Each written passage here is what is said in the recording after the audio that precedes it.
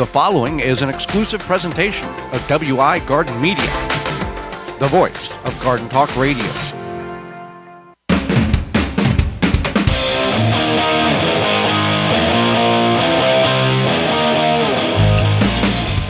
Coming up on the program today, we're going to discuss what you need to know before you decide to can, as well as 4 lawn mistakes that you might be making.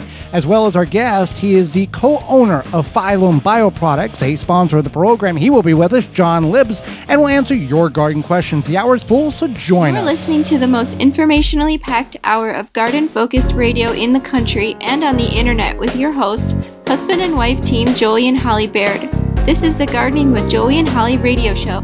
And welcome to another edition of the Gardening with Joey and Holly radio show. Thank you so much for being part of the program, taking time out of your day to join us. I am your host, Joey Baird. Beside me is my wife, co-host, best friend, and gardening partner, Holly Baird. This program is for you, about you, to help your garden grow better, to maintain your landscape, grow healthier trees, make your grass look greener, as well as preserving what you grow. Thank you so much, whether you're listening to us, tuning in on one of the 18 AM and FM frequencies, broadcasting our program here in 2024, through our radio app, through our parent website, maybe, which is the WisconsinVegetableGardener.com, underneath the Season 8 tab at the top of the page, podcast replay, or in-studio video replay. Thank you very much. You want to be part of the program? You're welcome to do such. You can send us an email, gardentalkradio@gmail.com. That's gardentalkradio@gmail.com. And you can drop us a line. Let us know where you're listening from. Send us a question. We'll answer that with the correct answer for your situation. Or you can give us a call 24/7, 365 at 1-800-927-SHOW. That's 1-800-927-7469. If we can't get to you, leave a message, and we'll call you back. Before we get in the program, Holly, it's time for this week's Joke of the Week. Da-da! What do trees drink?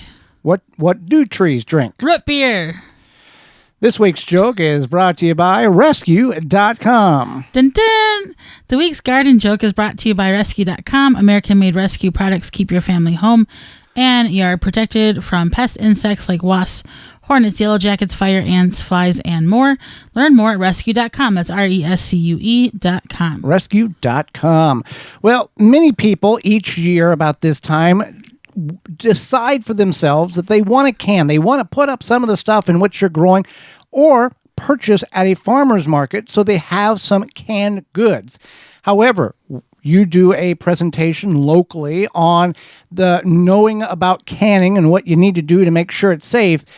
There's a lot of people and there's a lot of places online that give you very horrible and unsafe practicing methods in order to preserve what you're growing. Whether intentional or not intentional, it's bad information. We're going to set you straight so you have the right information and the right sources to go to in order to successfully can what you grow or purchase for storage over winter.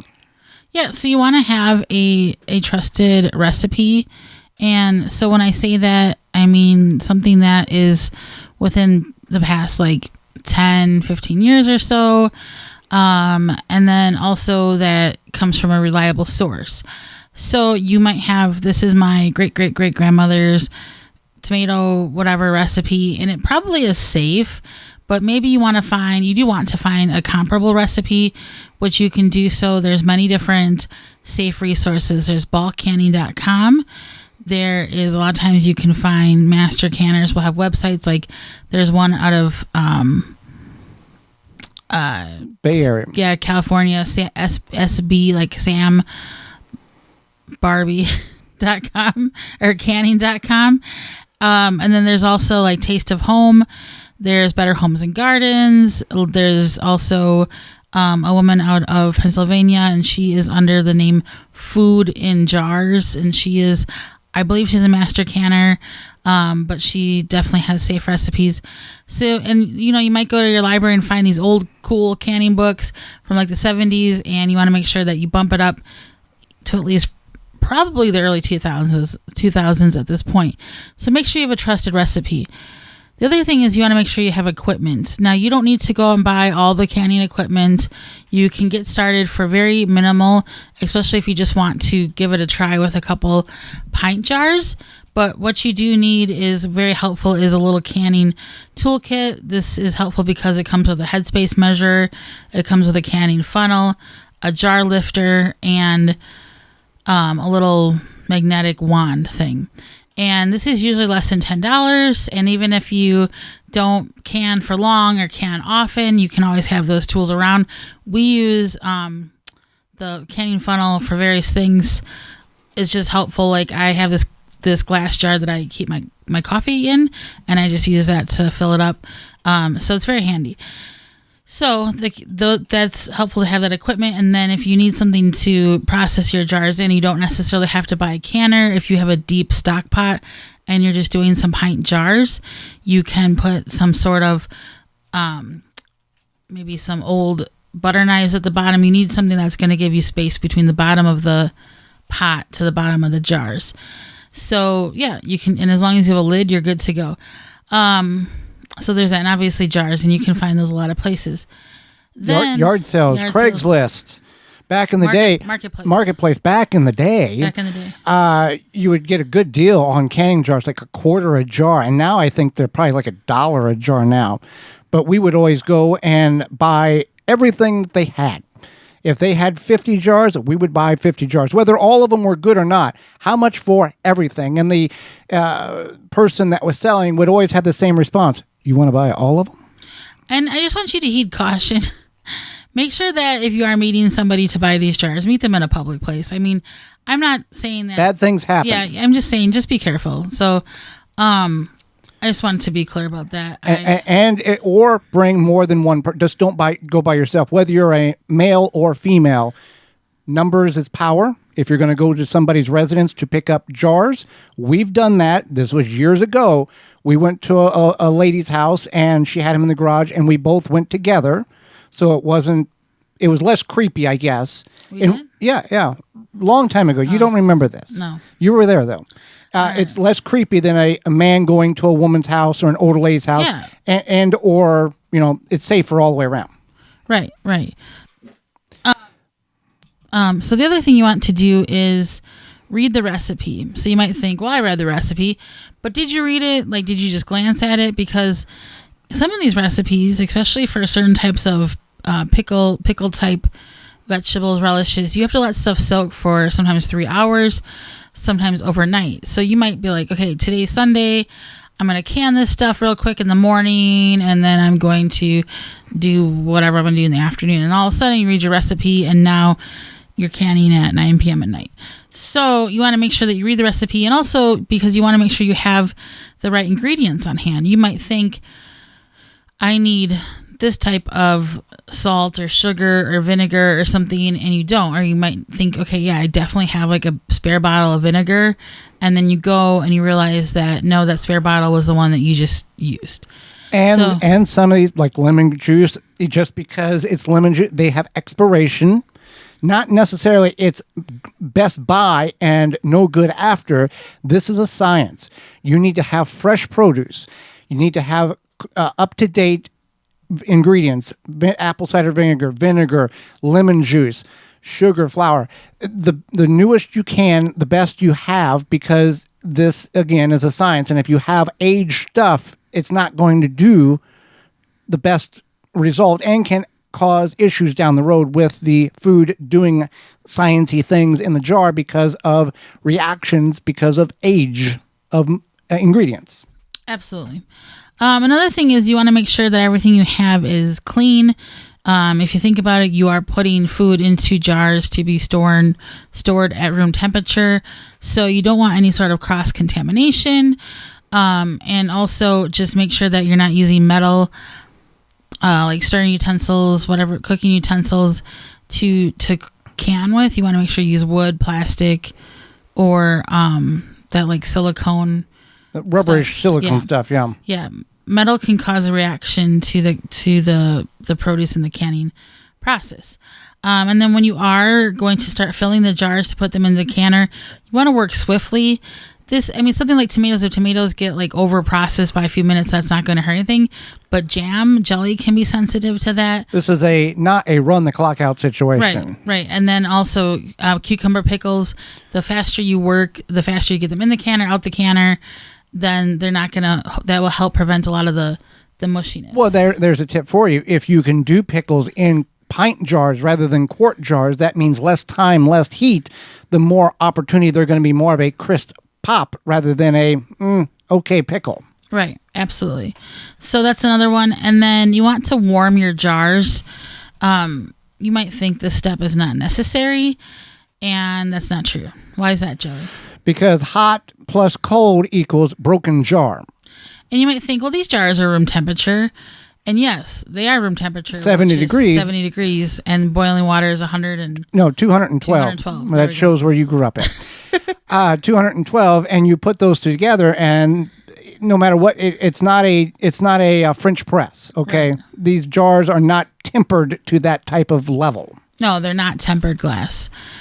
It's cute that Joey knows what glass the French press is, because that's how I drink my coffee. So you want to make sure you warm your jars, and then trust your gut. If you're like, something feels off about this recipe, or something feels off about this produce, or how old, the expiration date has worn off of this ingredient. Guessing is not a good solution here. Like, I think I bought this last year, but I'm not sure. It might have been 2 years ago. And honestly, like, I feel like sometimes for me, like, I've lost some concept of time with the pandemic, like, not totally, but last year might actually be 2 years ago. So, so sometimes, especially when it's an ingredient that you don't use often, it's better to feel safe and like sure versus being like, I'm not sure. So just keep that in mind. And then I would also highly recommend taking a canning class if you can find one. I don't know if there's online options, but I found them through my local recreation department. And honestly, that information that I only had to drive like 20 minutes to get to the location, but I would have probably driven like over an hour to get that information, because it was helpful. So it's a science. It's okay not to know the answer. That's what we're here for. GardenTalkRadio@gmail.com. There's reliable sources. Now, a word of caution. If you're going to can, again, like you said, Holly, look over everything. If you have questions and you're uncertain, send us an email, gardentalkradio@gmail.com, and we will get you an answer timely as best we can. Do not send us an email and say, I'm in the middle of canning, I need an answer, can you get me? Because we may not have that availability, because we have lives too where we're not sitting in front of the computer 24/7 waiting for people to send us questions about, in the middle of their canning situation, I need to know about this. Just telling you, just being real with you. Right. So trust your gut. So we are brought to you today by our sponsor, Walton's. We know you care about where your food comes from. Canning and preserving your fruits and vegetables is great, but what about the meat? At waltonsinc.com, you can get all the equipment, seasoning, and supplies to make sausage, jerky, and any other meat product your way to your high standards. Do you want to make snack sticks that people will actually like? Walton's created meatgistics.com, an informational site to help you make the best finished product. You can go to waltonsinc.com. They have a full line of meat grinders, mixers, sausage stuffers, and more to help you go from animal to edible, plus spices, all the good stuff. So if you use code GROW50, that's GROW50, you will save 10% off your orders of $50 or more at waltonsinc.com. All coupon codes during the program can be found at our parent website, the WisconsinVegetableGardener.com, underneath the Money tab at the top of the page. Stay with us. We'll be right back momentarily. We'll be discussing 4+ mistakes that you can maybe making in your yard this year. You're tuned in to the Gardening with Joey and Holly radio show. Have a garden question? Give Joey and Holly a call now or anytime 24/7. Just dial 1-800-927-SHOW. If you can't get through, leave a message and they will call you back. Call now, 1-800-927-SHOW. Take the guesswork out of composting with the AeroBin 400 or smaller 200 for easy composting. The AeroBin mimics how nature decomposes waste. The AeroBin is easy to use. You prepare your balanced organic waste. Just open it up, drop it in, and close. After a short time, fertile compost is produced, which is easily accessed via the lower side door. The thermal insulation in the aerobin conserves heat, leading to rapid breakdown of the biomass and works efficiently year-round, even in cooler regions. There is no need to turn the biomass, and it is pet and rodent resistant. It has little odor and can kill annoying weeds and seeds. It is BPA free. The Aerobin 400 or 200 comes with a reservoir at the bottom to collect the leachate.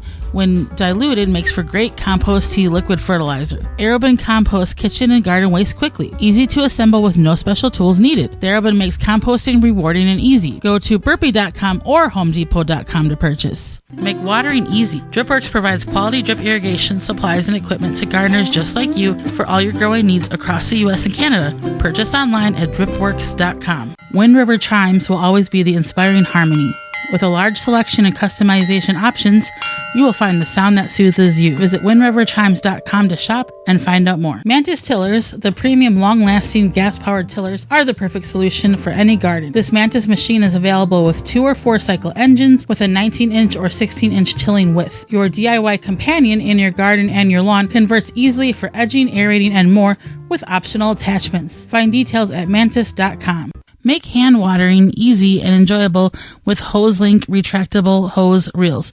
No more tripping over hoses, kinks, tangles, and avoiding rolling the hose up. With an automatic retractable HoseLink saves you time and effort manually coiling up your hose, leaving your focus on the things that will bring you joy in your garden. Available in multiple colors and lengths, you'll be sure to find the retractable hose that works for you. To find out more and to buy online via hoselink.com, use coupon code radio10 for $10 discount, valid starting April 1st through May 31st. Jung Seed Company is a family-owned and operated seed company since 1907 with the largest selection of seeds and plants online.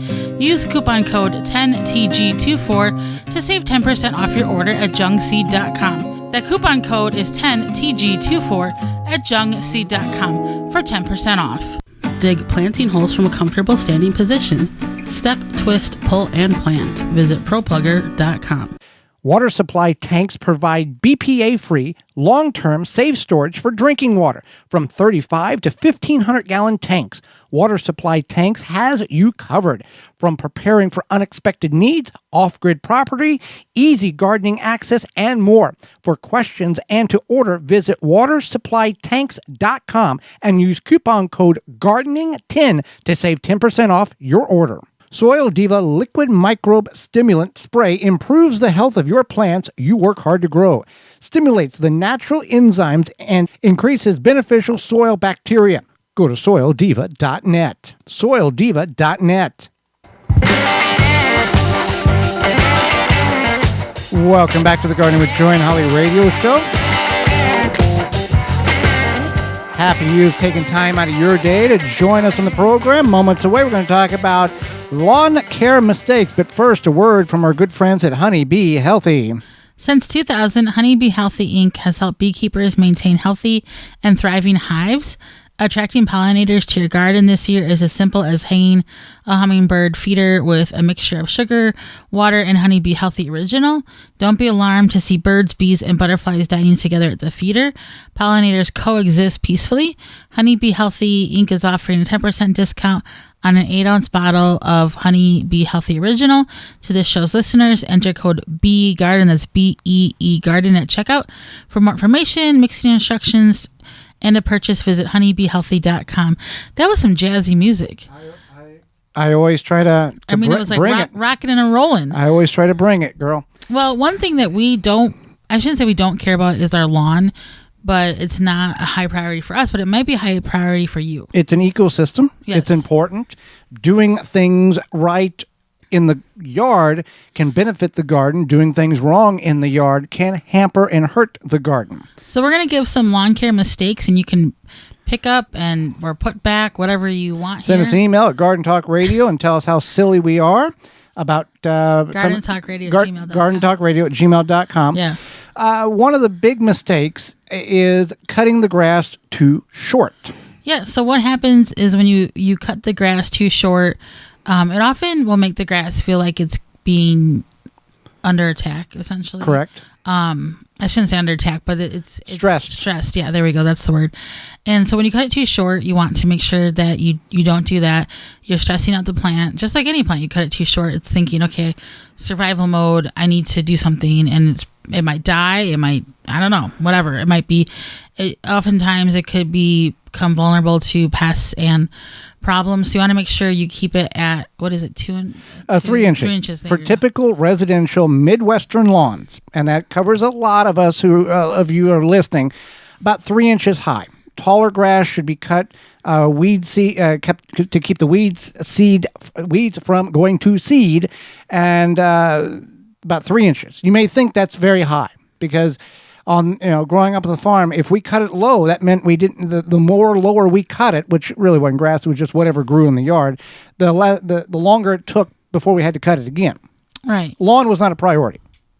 But lawn may be a priority for you, and there is some who have and take much more pride and time manicuring their lawn than a vegetable garden. Now, on the flip side of that, you can cut it longer. It might not look as appealing, and during the very, very heavy mosquito times a year, there's a chance you could breed more mosquitoes because they will hide and nest, especially if it's a wet summer and the water kind of pools in the grass. So keep that in mind too. With that being said, you want to make sure you're not mowing with dull blades, because again, if you are mowing with dull blades, you're stressing the plant out, and you don't want to do that. Being less efficient as well, because you're not cutting the plant, you're gnawing the plant. Yeah. It's like trying to cut through your steak with a butter knife. It doesn't do very well, and you do a lot more tearing than you do cutting. So it's a small investment in order to get your blades sharpened, whether you do it safely or you take it somewhere. And if you do take it somewhere, look for your local independent lawn care, not the big store or anything like that. Local independent, give them some of your support. And it will not only help the grass grow better, it'll make it look better, and it will make the machine run more efficiently and effectively. Absolutely. So another one is watering too much or too little, assuming you want to water your yard. And we've all seen this. Yeah. That we drive down the road and there's more water in the street and on the sidewalk and the driveway than there's going in the grass. Or it's raining and you go past a business and their sprinklers are going. And there are some cities and municipalities where that is a big no-no. That is a fine. You do not do that. You might much rather lose your firstborn at the mall than you water the lawn at certain times of the day. Right. Absolutely. So you just want to make sure that you are paying attention to your watering schedule. Timers. Now they got the ones that are so sensitive that if it's forecasting for rain, it won't water. It knows if it's raining, it won't water. Now, obviously, there's a financial investment to that.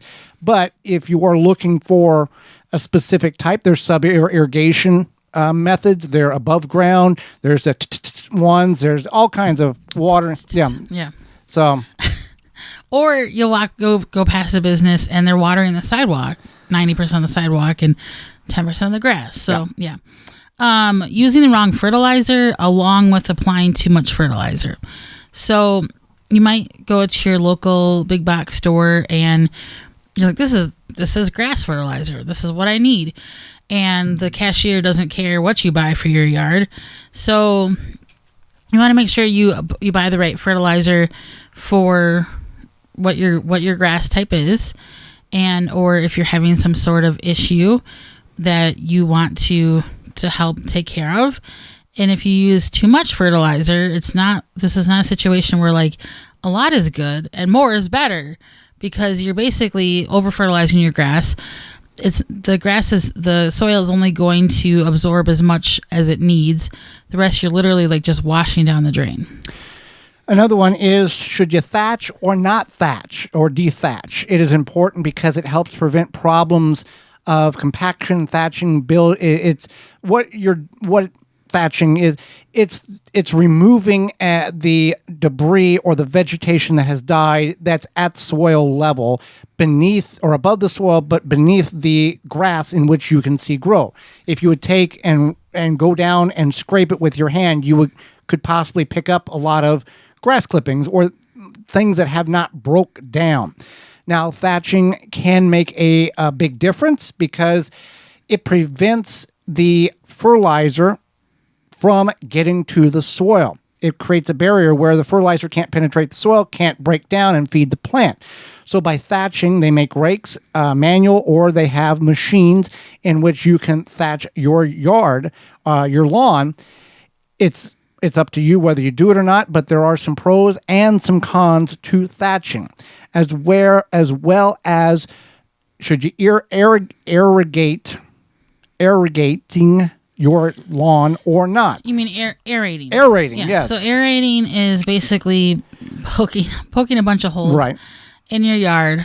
Allowing oxygen, water, and fertilizer to get subsoil to the root system. It looks damaging when it is done because it kicks these plugs out and it just got a big mess in the lawn.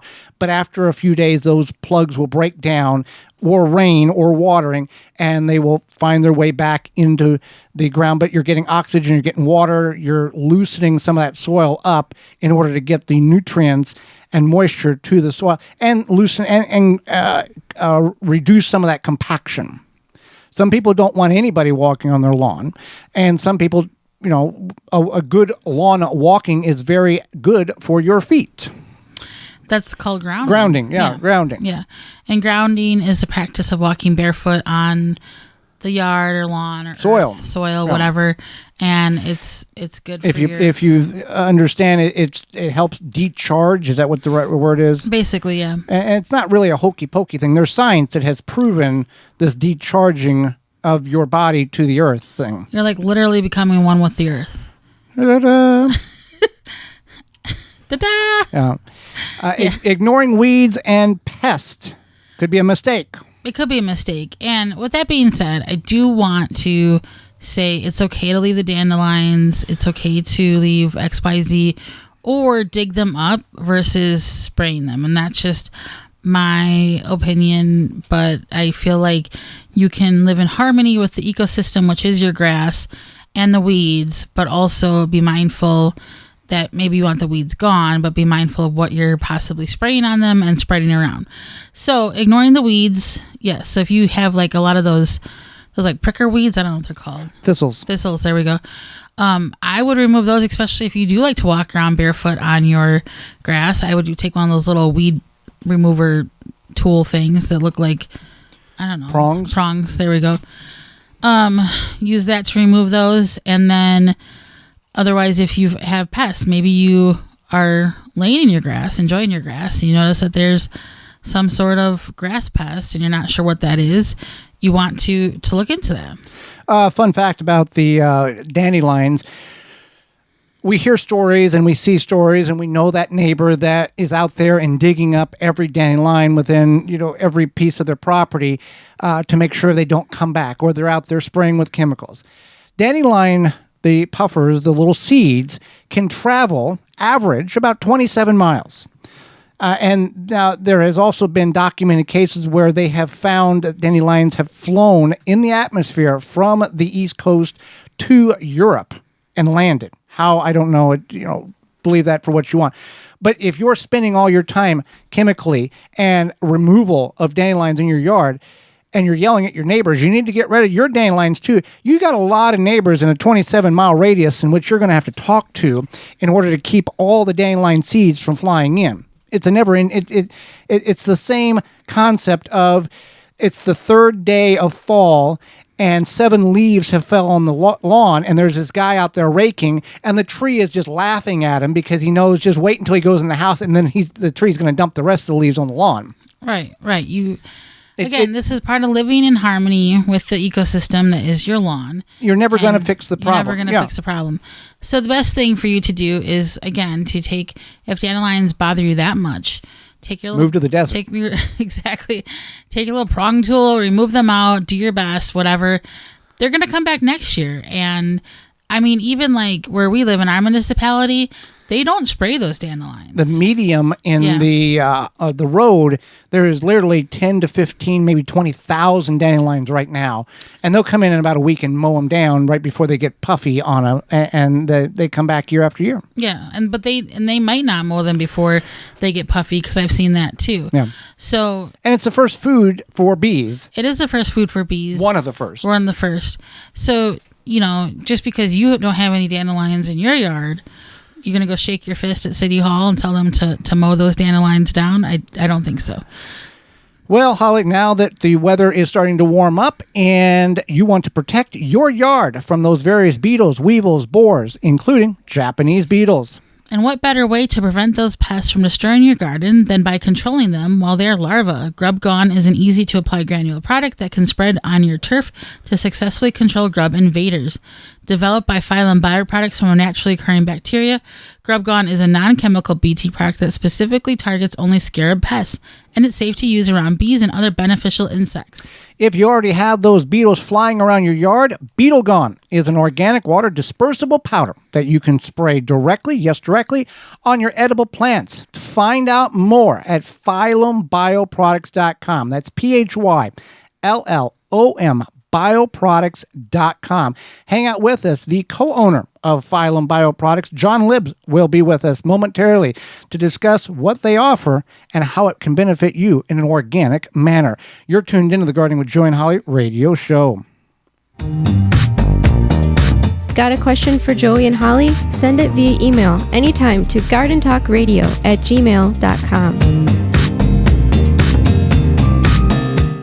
Your mosquito frustrations are over. Now with Mega Catch, suitable for residential and commercial use. Mega Catch mosquito traps produce a vast array of mosquito-attracted stimuli, including safe CO2, and can attract mosquitoes and other biting insects up to 150 feet away. Easy to use and set up.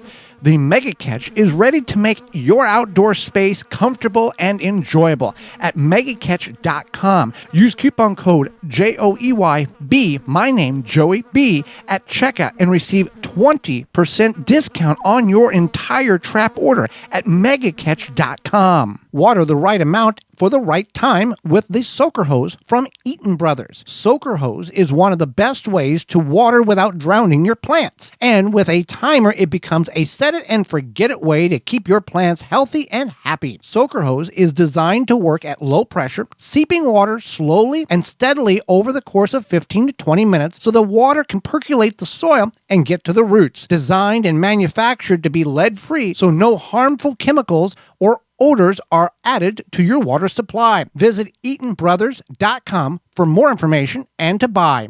Have insects such as aphids or fungal gnats invaded your plants? Fight back with Summit Year-Round Spray Oil and Summit Mosquito Bits.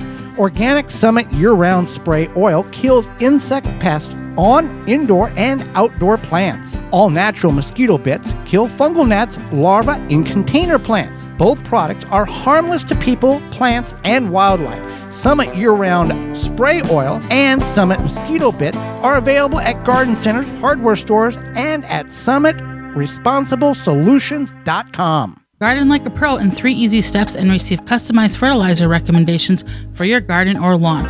Soil Savvy helps you determine what nutrients your plants need to thrive. Never again over-apply nutrients they don't need. A patented process that makes you a smart gardener. To get your soil test kit, go to mysoilsavvy.com. If you could double the life of your raised bed boxes by sealing the wood with a clear, non-toxic wood preservative, would you? Well, now you can with a clear, penetrating product called Internal Wood Stabilizer. It's 100% non-toxic and easy to apply. Seal your untreated wood surfaces, even chicken coops, by spraying on Internal Wood Stabilizer.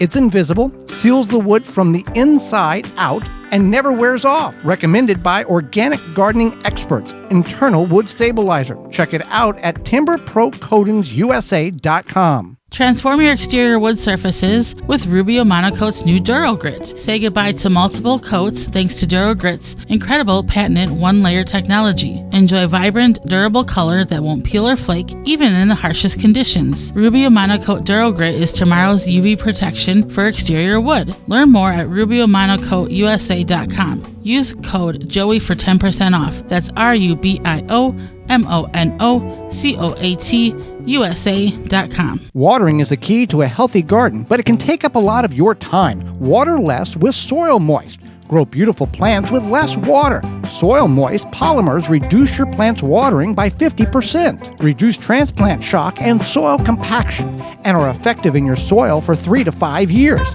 It is an effective watering management aid that is ideal for internal and external plantings, such as trees, shrubs, containers, baskets, flower beds, vegetables, and turf.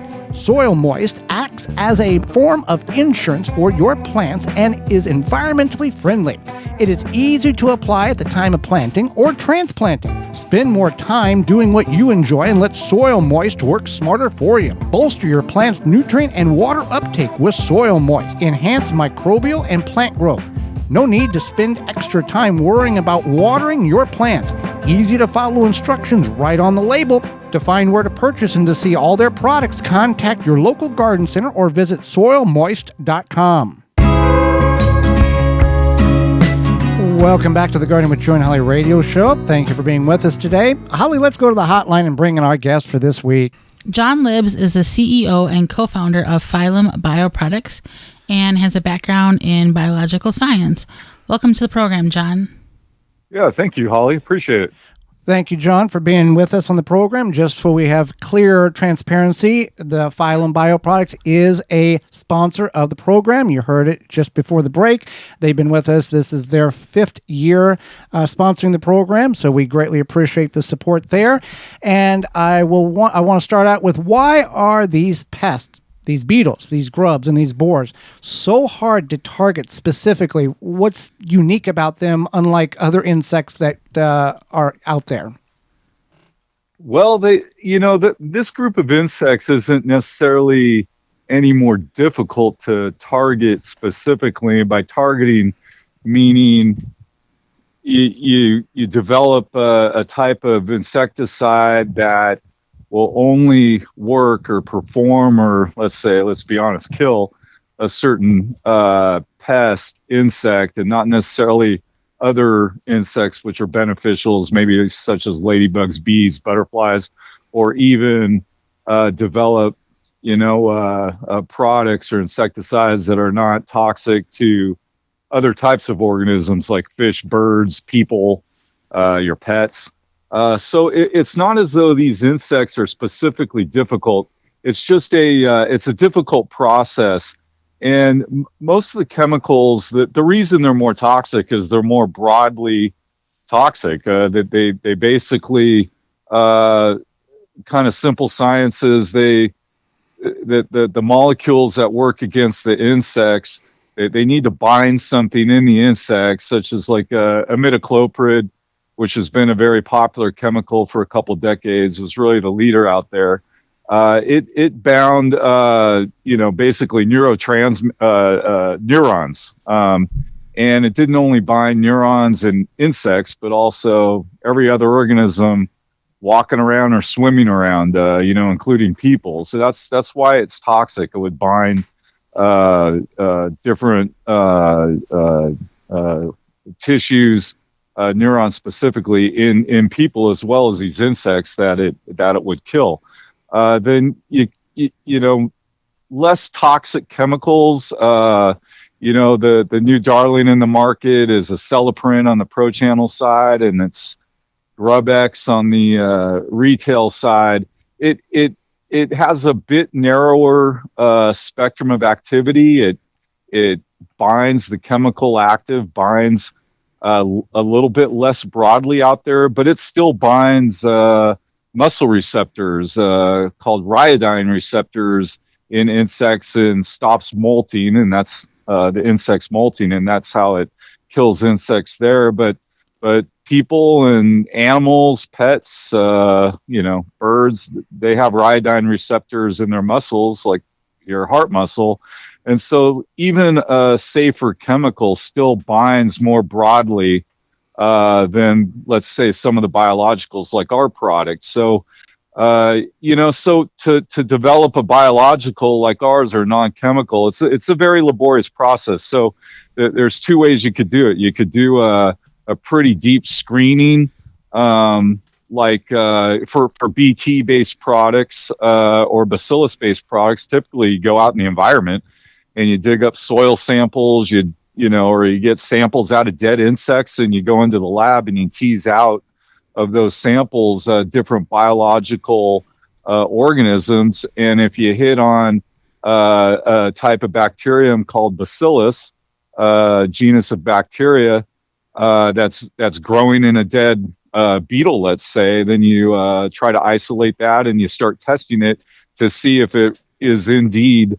active against a beetle. And what happens with these sorts of biologicals, they are much more specific. Like you'll not find the same bacterium in maybe a dead ant that caused the ant to perish that you would in a beetle, let's say. And the other, and that's more of a natural biological that you're going out there and you're digging up a bunch of samples, or you're looking for a bunch of samples, and you're doing a huge screening process of thousands and thousands of samples to try to figure out what's in the secret sauce of that particular natural sample that you dug up, let's say, try to figure out what killed the insect. Then there's genetic engineering that you can use, and that it's more eloquent science, and folks are trying to develop kind of more non-chemical, more genetically engineered products out there that would be insecticides, and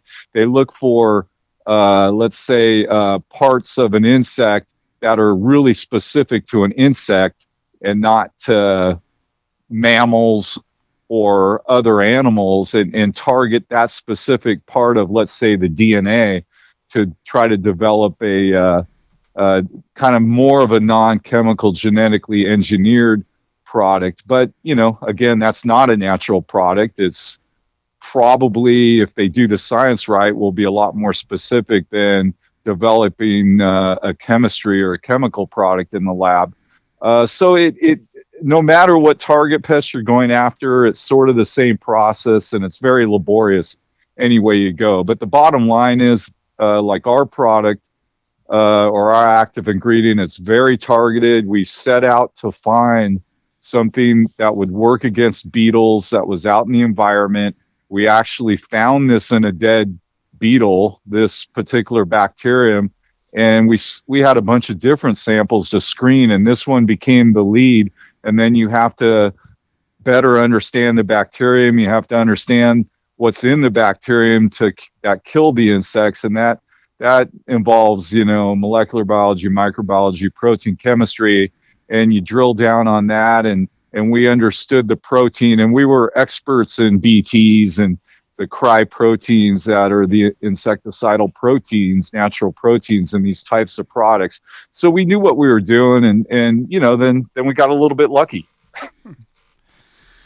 So tell us more about the Phyllom bioproducts and what makes them unique, more specifically.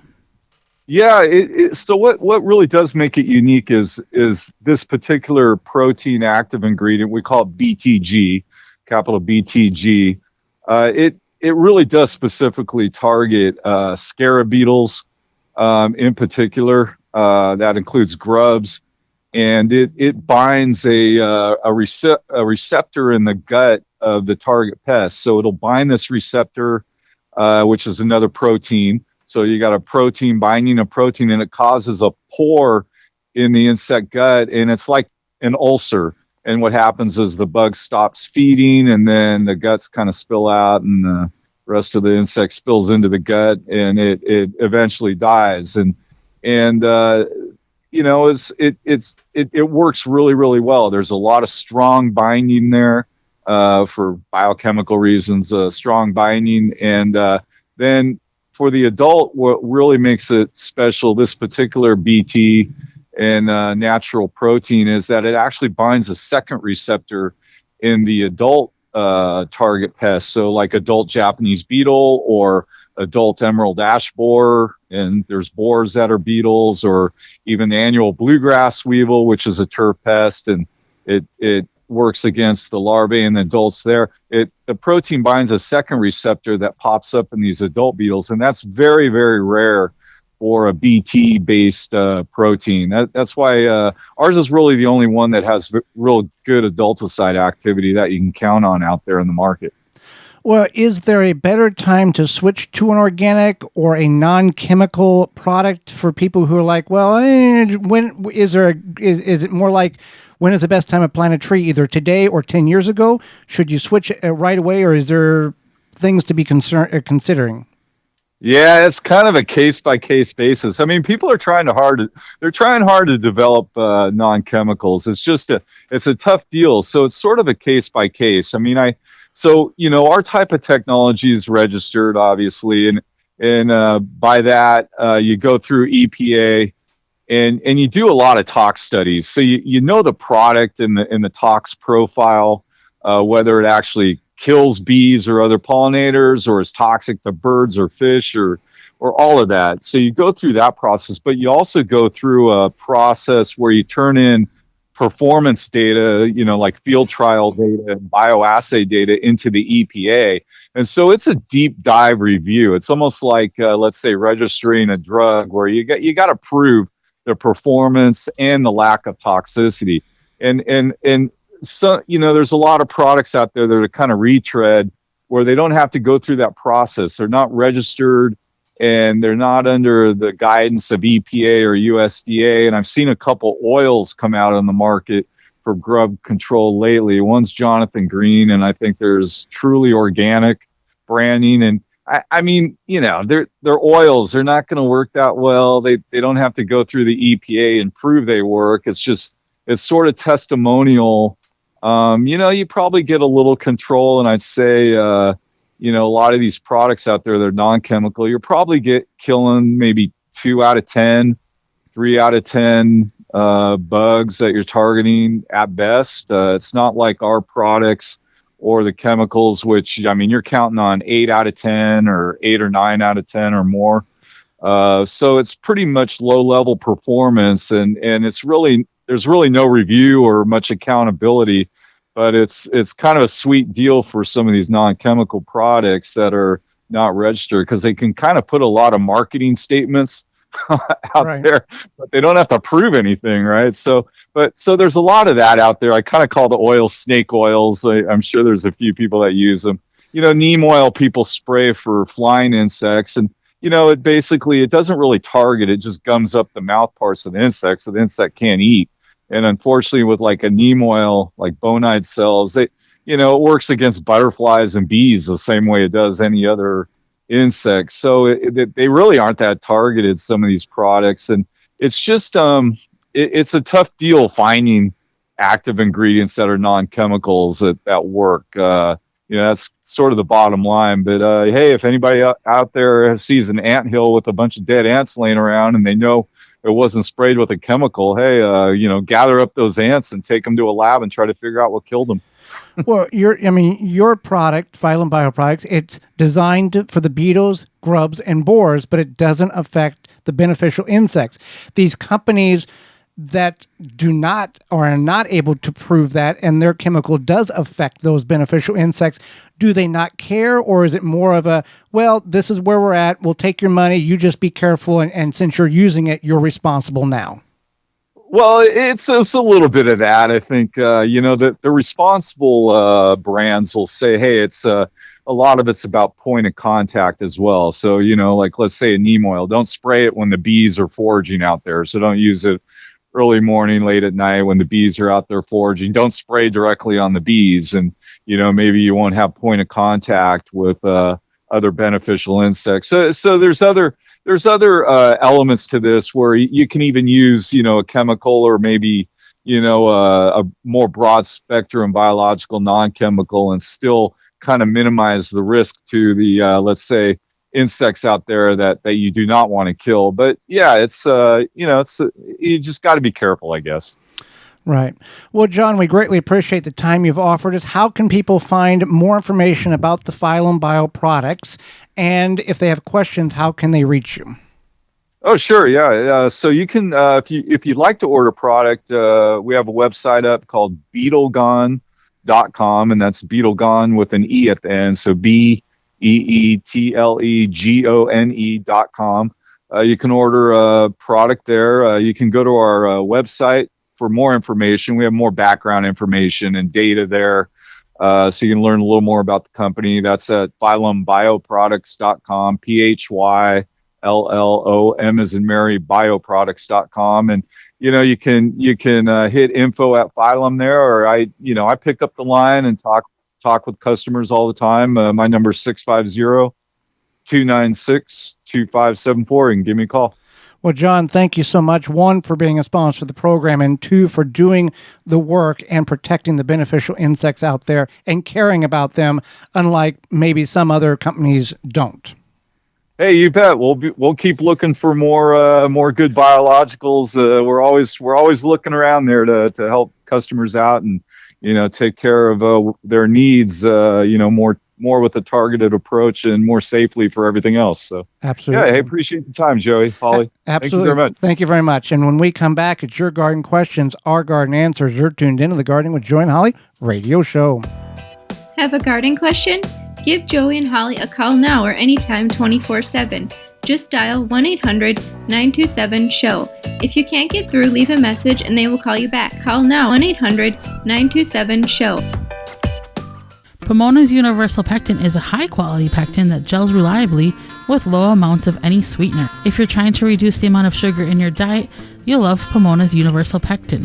Now you can make healthy homemade jams and jellies sweetened to your taste. You can use sugar or honey to sweeten. Pomona's Universal Pectin keeps indefinitely when stored in an airtight container. Easy to use, versatile, and comes with directions and recipes in every box. Find out more and where to buy at PomonaPectin.com. Also available at natural food stores and online. Deer Defeat is an all-natural based animal repellent to keep deer and rabbits away from your valuable plants that is odorless after 30 minutes and dries clear. It creates a continuous, invisible shield to protect your plants. Works for 30 days through rain, snow, and freeze. Will not clog your sprayer. Apply to your property without environmental damage. You can spray directly onto your plants up to flowering, then apply around your plants to continue protection. No need to reapply. Money back guarantee. To purchase, go to deerdefeat.com and use coupon code RADIO to save 10% off your order. Blue Ribbon Organics, providing locally made organic compost and soil blends for gardeners, farms, landscaping, and more. To find our products nearest you, visit blueribbonorganics.com. Happy 65th anniversary to David J. Frank, Southeastern Wisconsin's leading landscape company. Their award-winning services include everything from lawn care, landscape maintenance, design, construction, renovation, irrigation, sustainability, and more. Big or small, let the experts at David J. Frank handle the hard work for you. Find out more at davidjfrank.com.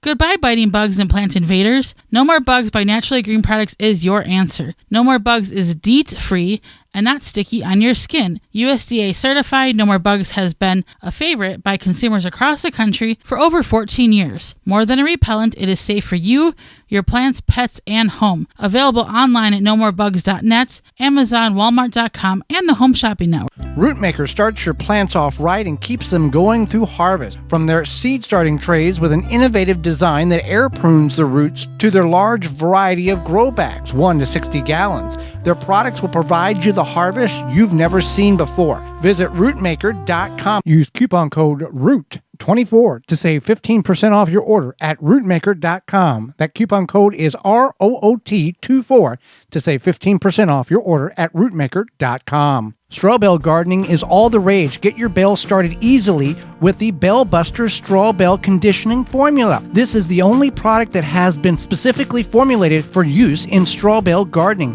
Each unit contains 250 million colony-forming units of trichoderma, fungi, and Bacillus bacteria. In addition to the fertilizer itself, produces fantastic results with a bountiful production of vegetable crops. Start with the best to get the best, traditional or organic formula. Take the guesswork out of conditioning your straw bale. Go to balebuster.com to find out more. Welcome back to the Gardening with Joe and Holly radio show. Time for your questions, our answers. If you've got a question, fire it on over here at gardentalkradio@gmail.com. That's gardentalkradio@gmail.com. Whether you're listening on the radio, podcast, in-studio video replay, certainly do that. You can also give us a call anytime to 1-800-927-SHOW. That's 1-800-927-7469. We'll see what we can get through to the top of the hour. All right. How much does it matter? How much does it help soaking large seeds, corn, peas, squash, beans? Does it help? Does it hurt? What's the good thing here? Yeah. So seeds all have a seed coat. Basically, is the outside harder portion of the seed. If you open something like a pumpkin seed, sunflower seed, you're eating the seed coat. If the meat of it, the meat is inside in the seed coat. So even the smaller seeds have that. It's just more smaller, right? So soaking seeds such as corn and squash seeds, etc., okra. People soak okra, even pea seeds. Does help. It does help the germination. Is it required? No, but it can help. So if you are like, hey, I want to give my seeds a little boost. You're bored on a Friday night, you want to soak some seeds, I say go for it. Well, that's good and all, but be aware of how much you are going to plant, which means how much are you going to soak. If you only need 40 pea seeds and you soak a whole pound of them, you got to go somewhere with those pea seeds because you're not really a good shot of letting them dry back out. Well, that's part of your Friday night fun. Yeah, you go out to your garden in the dark with flashlight. With flashlight, figure out, make your neighbors wonder what you're doing. Now, large seeds. Now, carrots or parsnips or radishes, don't worry about soaking them. It's not going to be beneficial. But seeds like this, also okra. You can soak okra seeds in 2% milk, and that lactic acid in the milk will help break down the seed coating. And these seeds you want to soak for maybe 12 hours. I wouldn't go any more than really 12 hours. Get them hydrated and go there. Okay, so I have several established apple and pear trees. I don't like to spray, but I do end up with much of a harvest and decide to try spraying. So I'm looking for something organic. I have red sulfur is a good option, but sometimes I've only found granules. Could you recommend a product or some other suggestions? Keep the informative shows coming.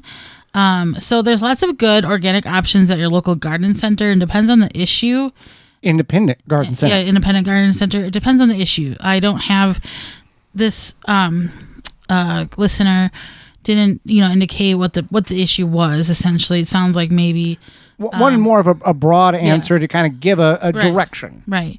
So it comes to, there's oils, copper, lime, sulfur. Those products are applied when the foliage is on the tree.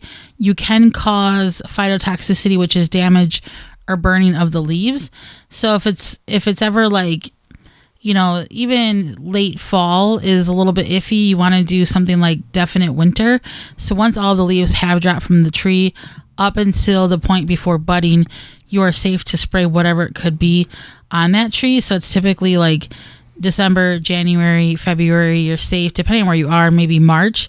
Like here where we are, March is fine.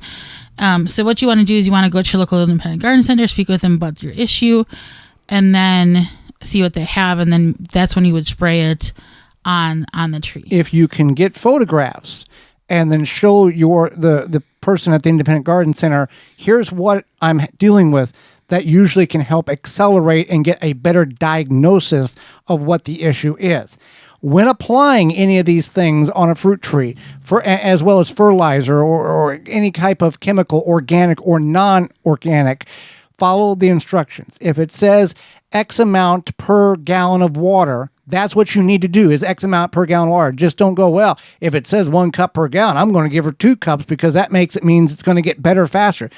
That's not how that works. Don't waste your money by doing more, because you can also increase the damage. You can also damage more than you are going to help by not following the instructions.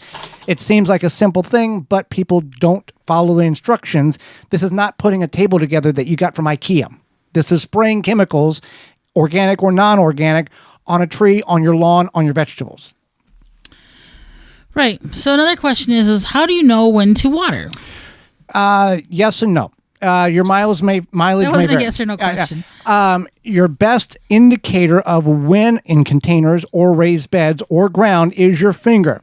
Push your finger in the soil. If it feels damp, down, go all the way down past your knuckle. If it feels damp, you don't need to water. The key to healthy vegetables in any atmosphere or any situation is damp soil, not wet, damp like a sponge. If you bring your finger out and it's bone dry, you've probably waited too long to water. Root maker, in your grow bags, you got Dripworks irrigation system, you got Eaton Brothers soaker hoses and timers in order to constantly keep the soil moist, not damp. Because when you dry your soil out, it takes a tremendous amount of water to rehydrate it. Secondly, you can, by drying the soil out, prevents the plant from uptaking moisture, which can damage the cell walls, which can inhibit and introduce diseases and infestation of bugs. A weak plant is a susceptible plant to insects. So there's no direct this is how much you need to water, and this is how often. It all depends on many different environmental factors in your backyard. But be vigilant and either be proactive and have a system set up where it's constantly giving moisture to the soil, or you're constantly checking on a daily basis. So with that being said, we come to the portion of the program of what we learned today. I learned that there is a tremendous amount of deep diving into the formulation of a natural insect chemical, organic, in order to kill beetles, grubs, and Japanese beetles and larvae. Right, that's pretty amazing. I learned that dandelions can travel across the Atlantic Ocean, apparently, and go overseas. At least 27 miles At least locally. 27 miles locally. Domestically. Domestically. Are these domestic dandelions? I don't know. What we learned today is brought to you by honeybeehealthy.com. Whether you're a gardener, bee hobbyist, or professional beekeeper, Honeybee Healthy has the products to help you maintain a healthy and thriving garden. For more information on how to use Honeybee Healthy Inc. in your garden, visit honeybeehealthy.com. When we tune in next week to the program where we'll be discussing trellising as well as waterscaping. Our guest is Carol Connar, the editor, the 14th editor since in the history of the Old Farmer's Almanac, and we'll talk about container gardening with her. So until next week, for Holly Baird. I'm Joy Baird, and we will see you in the garden.